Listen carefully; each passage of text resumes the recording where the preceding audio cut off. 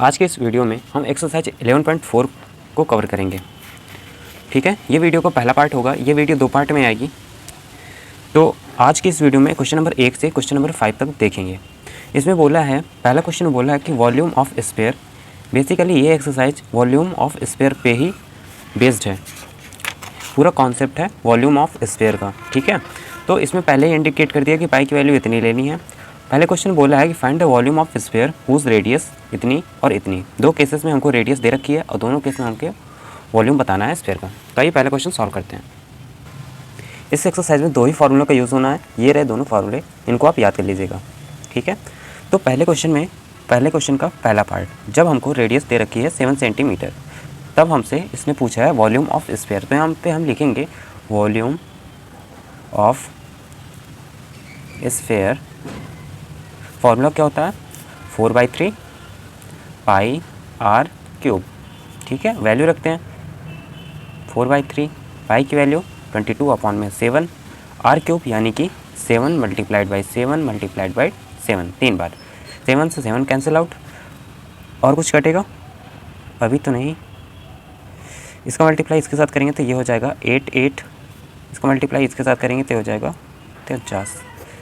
यहाँ पे 3। बस इसको सॉल्व करना है, हमारा आंसर आ जाएगा। सॉल्व करने के बाद मैंने इसका मल्टीप्लाई ऊपर का किया तो मेरा इतना आ गया। मैंने 3 से डिवाइड आगे किया तो मेरा इतना फाइनल आंसर आ गया। पहले केस में हमारा आंसर इतना। अब आते हैं दूसरे केस में, जब इसकी रेडियस हमसे बोली है 0.63 मीटर। यहाँ पे सेकेंड केस में हमको रेडियस दे रखी है 0.63 मीटर। ठीक है, अब हमको वॉल्यूम ऑफ स्फीयर बताना है। तो यहाँ पे लिखेंगे volume of sphere 4/3 pi r cube. 4/3 pi की वैल्यू 22/7, यहाँ पे आर क्यूब यानी कि 6.3 मल्टीप्लाइड बाई 6, अरे 0.63। पॉइंट हटाएंगे नीचे आएगा 100, पॉइंट हटाएंगे नीचे आएगा 100, पॉइंट हटाएंगे नीचे आएगा 100। ये हो गया। ठीक, अब इसको सॉल्व करना है हमको। 7 9 ज़ा 63, 3 से 3 टाइम में ये कटेगा। और कुछ हो रहा है? और कुछ नहीं कटेगा। हमें सिंपली क्या करना है, ऊपर वालों को मल्टीप्लाई करेंगे और फिर नीचे 2 4 6, पीछे से 6 के बाद दशमलव लगा देंगे तो हमारा आंसर आ जाएगा। ठीक है, तो इसको सॉल्व करते हैं। इसका मल्टीप्लाई इसके साथ करेंगे तो ये हो जाएगा 8 मल्टीप्लाइड बाई 3 और इतना।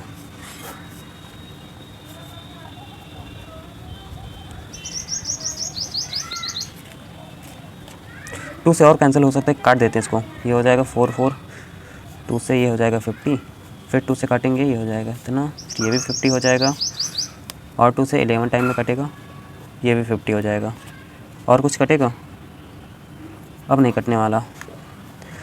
तो 11 को मल्टीप्लाई करेंगे 3 से, ये हो जाएगा 33, फिर 63 अपॉन में इसका मल्टीप्लाई इसके साथ करूँगा तो कितना आएगा? 2500 मल्टीप्लाइड बाई 50। ठीक है सर, अब इसको सॉल्व करते हैं। इसको आगे कैलकुलेट करने के बाद ये हमारा कट पिट के इतना आया 1.047 मीटर क्यूब। यही हमारा फाइनल आंसर हो जाएगा। ठीक है, सेकंड केस में ये हमारा फाइनल आंसर होगा और फर्स्ट केस में ये था। ठीक, आंसर। इसी के साथ पहला क्वेश्चन कंप्लीट हो गया। अब आते हैं क्वेश्चन नंबर 2 में। सेकेंड क्वेश्चन में बोला है find the amount of water displaced by solid spherical ball of diameter इतना। ठीक है, 2 कंडीशन में डायमीटर हमको दे रखा है। कोई बॉल है, वो कितना वाटर बाहर डिस्प्लेस्ड करती है ये हमको बताना है। वो उतना ही वाटर बाहर निकालेगी जितना उसका खुद का वॉल्यूम होगा। तो हमें सबसे पहले बॉल का वॉल्यूम निकालना है। फिर हम सिंपली बोल देंगे कि इतना वाटर वो डिस्प्लेस्ड करेगी। ठीक है, पहले केस में हमको डायमीटर दे रखा है, इससे हम रेडियस निकालेंगे। जब रेडियस आ जाएगी तो हम बॉल का क्या करेंगे? वॉल्यूम निकालेंगे। ठीक है, तो आइए इसको सॉल्व करते हैं। पहले केस में हमको डायमीटर दे रखा है कितना? 28 सेंटीमीटर। इससे हमारी रेडियस आ जाएगी कितनी? 14 सेंटीमीटर। हमें वॉल्यूम निकालना है बॉल का। वॉल्यूम निकालना है तो लिखेंगे volume of spherical spherical ball, ये होता है फॉर्मूला, बस वैल्यू पुट कर देते हैं।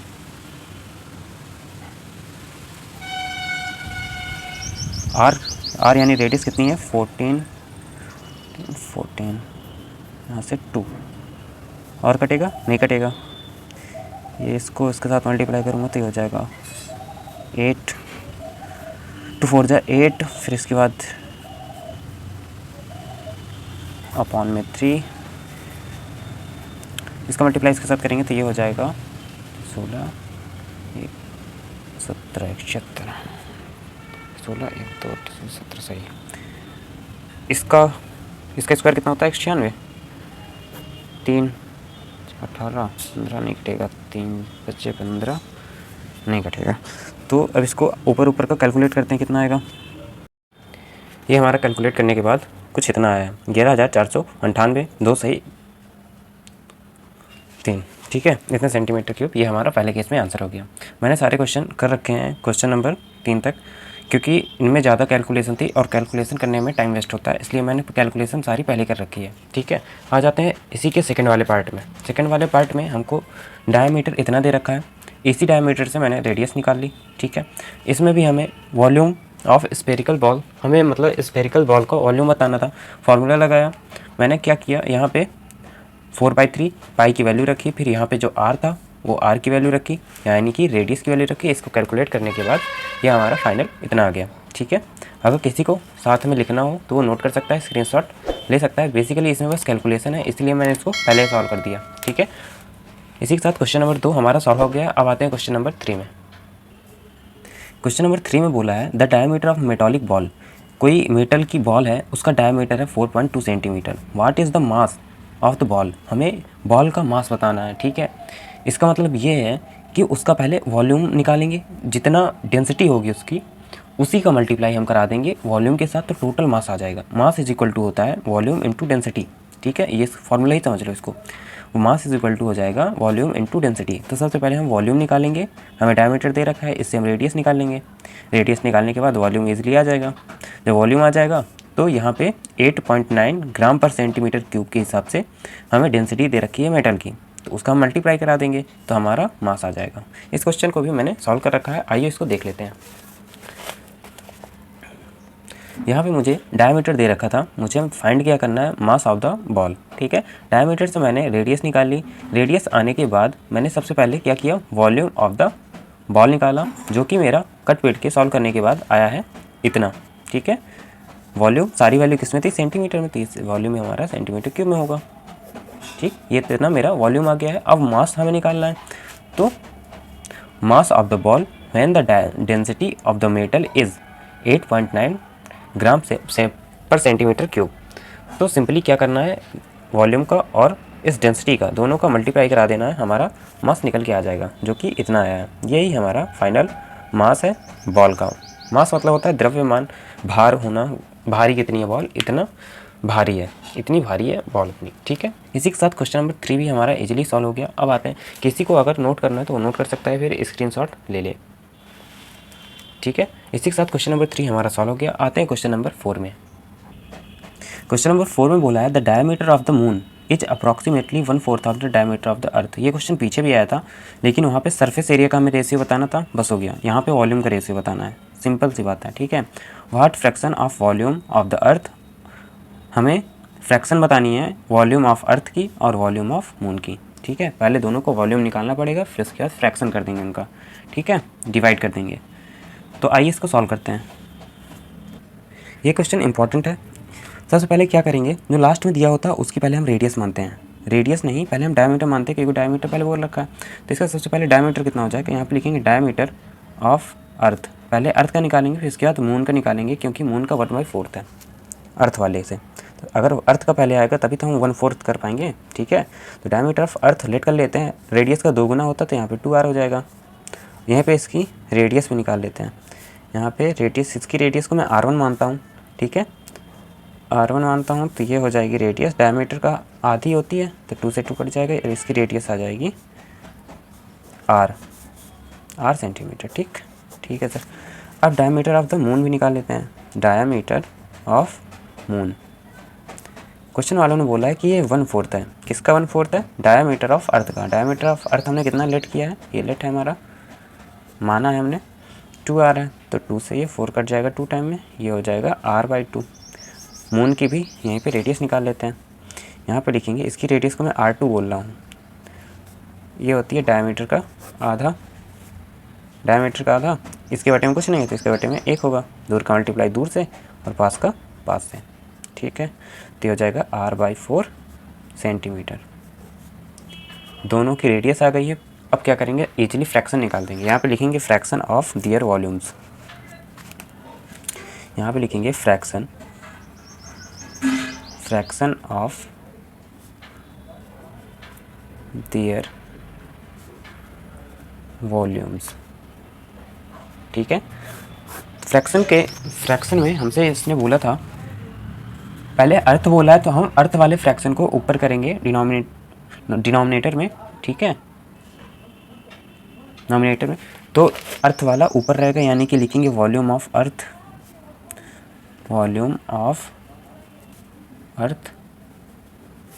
अपॉन में वॉल्यूम ऑफ मून। लगा दो फॉर्मूला, वॉल्यूम ऑफ अर्थ, इसका फॉर्मूला होगा 4/3 पाई r³। तो r इसके लिए मैंने कितना माना था? r1, तो इसका क्यूब। यहाँ पे क्या है, यहाँ पे 4/3 पाई r, इसके r को r2 माना था तो इसका क्यूब। ये दोनों सेम है तो ये दोनों कट जाएंगे। अब हमारे पास क्या बचा? r1 अपॉन में r2 और इन दोनों का होल क्यूब, ठीक है। r1 की वैल्यू कितनी थी? r, स्मॉल r मतलब, और हमारा r2 कितना था? ये है r/4 था, ठीक है। इसके बटे में कुछ नहीं है, इसके बटे में 1 होगा। इस पूरे का पहले क्यूब लगा देते हैं। इसके बटे में 1 होगा, दूर का मल्टीप्लाई दूर से, पास का पास से, ठीक है। तो ये हो जाएगा 4r अपॉन में r, बस पूरे का होल क्यूब, ठीक है। तो यहाँ पे r से r कट जाएगा। हमारे पास क्या बचा? यहाँ पे बचा 4 और नीचे बचा 1। तो ये हो जाएगा 16। 4 का क्यूब कितना होता है? 64 और नीचे 1, इसको हम लिख देंगे अपॉन में 1। लेकिन इसका आंसर 1 अपॉन में 16 आ रहा है। इसका मतलब ये है कि ये होगा इतना। इतना निकालने के लिए क्या करेंगे, मून को ऊपर कर देंगे, अर्थ को नीचे कर देंगे, ठीक है। लेकिन हमसे इसमें क्वेश्चन में बोला था, यहाँ पे क्वेश्चन में सबसे पहले अर्थ का जिक्र हुआ था तो हमने अर्थ निकाला, अर्थ को ऊपर किया, फिर इसके बाद मून को किया। लेकिन आंसर में पहले अगर हम मून को रखते हैं तब जाके हमारा इतना आंसर आएगा, अगर प्रॉपर करेंगे तो हमारा इतना आएगा, ठीक है। तो आप क्या करेंगे, पहले मून को ऊपर रखेंगे, अर्थ को नीचे कर देना, इतना हमारा आंसर आ जाएगा। तो ये रहा हमारा 4th केस में आंसर। प्रॉपर तरीका तो यही है वैसे, जैसे अकॉर्डिंग टू बुक। अब अकॉर्डिंग टू आंसर सीट ये हमारा गलत है। अगर हम मून को ऊपर कर देते हैं, अर्थ को नीचे कर देते हैं तो हमारा सही हो जाता है, ठीक है। तो आप अपने हिसाब से एडजस्ट कर लेना, ठीक है, जैसा आपके स्कूल वाले कहें, ठीक है। इसी के साथ क्वेश्चन नंबर 4 हमारा कंप्लीट हो गया। आते हैं क्वेश्चन नंबर 5 में। क्वेश्चन नंबर 5 में बोला है कि how many litres of milk can a hemispherical bowl of diameter इतना होल्ड। मतलब एक आधा कटोरा है तो वो कितना दूध रख पाएगा अपने पास, ये हमको बताना है, ठीक है। उस कटोरे का डायमीटर हमको दे रखा है, हेमिस्फेरिकल है, ठीक है। तो इसका भी हमें वॉल्यूम ही निकालना है। पहले हम इस हेमिस्फेरिकल बाउल का वॉल्यूम निकालेंगे, जितना वॉल्यूम आएगा उसको हम लीटर में कन्वर्ट कर देंगे, क्योंकि वॉल्यूम हमारा सेंटीमीटर क्यूब में आएगा और 1 centimetre cube is equal to होता है 1000 लीटर। तो अगर हमें लीटर में, यहाँ पे हाउ मैनी लीटर्स पूछा है ना, तो हमसे यहाँ पे लीटर में पूछा तो हम क्या करेंगे, 1000 का डिवाइड कर देंगे, जितना भी हमारा वॉल्यूम सेंटीमीटर में आएगा, ठीक है। तो सबसे पहले इसका वॉल्यूम निकालते हैं। आइए इसको कॉपी में समझते हैं। डायमीटर हमको इतना दे रखा है, इसी से हमारी रेडियस आ जाएगी, रेडियस हो जाएगी /2 सेंटीमीटर। यहाँ पे लिखेंगे volume of hemispherical bowl. Formula होता है 2/3 पाई r³, ठीक है।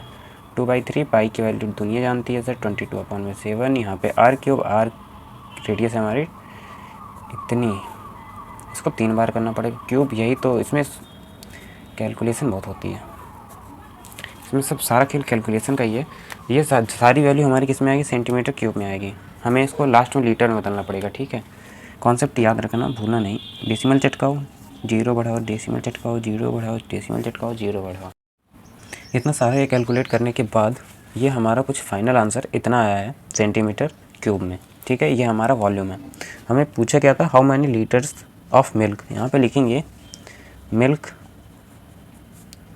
इन लीटर्स, ठीक है। लीटर में बदलने के लिए जितना भी वॉल्यूम आया है उसको हम क्या करेंगे, डेसिमल के बाद हटाओ, अच्छा क्या 18 रखो, कोई मतलब नहीं है उसका वैसे। तो यहाँ पे 1000 से डिवाइड करते हैं तो ये हमारा लीटर में बदल जाता है, ठीक है। कर दो डिवाइड, पीछे से 3 अंक के बाद दशमलव लग जाएगा, यानी कि 303 इसके पहले एक 0 लगा देते हैं जेंटली। ये हमारा इतने लीटर उस कटोरे में मिल्क होगा, ठीक है। ये हमारा क्वेश्चन नंबर 5 का प्रॉपर आंसर रहा। इसी के साथ क्वेश्चन नंबर 5 हमारा पूरी तरीके से सॉल्व हो गया।